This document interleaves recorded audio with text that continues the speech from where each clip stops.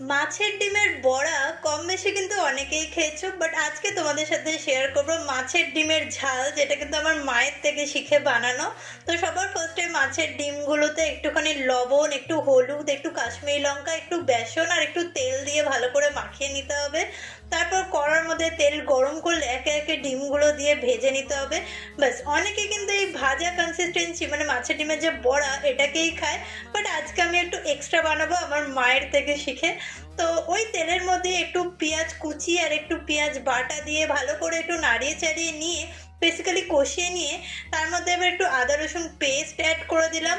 তারপর একটা টমেটোর হাফ, সেটাকে আমি পেস্ট করে রেখেছিলাম, সেটাও এর মধ্যে অ্যাড করে একটু নাড়াচাড়া করে নিয়ে তারপর একে একে মশলাগুলো যেমন লবণ, একটু হলুদ, একটু লঙ্কা, একটু কাশ্মীরি লঙ্কা আর দুটো চিড়ে কাটা কাঁচা লঙ্কা এর মধ্যে অ্যাড করে দিলাম। তারপর একটুখানি জল দিয়ে ভালো করে এটাকে কষিয়ে নিতে হবে যাতে এটা থেকে তেল ছেড়ে যায়।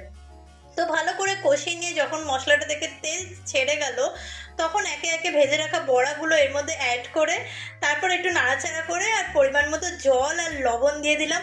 আর যেহেতু এটা একটু মাখো মাখো খেতে ভালো লাগে, তাই জলটা যাতে কমে এসে একদম মাখো মাখো হয়ে যায় সেই পর্যন্ত জলটাকে ফোটাতে হবে। এটা কিন্তু তোমরা অবশ্যই ট্রাই করো, এটা খেতে কিন্তু জাস্ট ফাটাফাটি হয়। আর ট্রাই করে জানিও তোমাদের এটা কেমন লাগলো। চলো।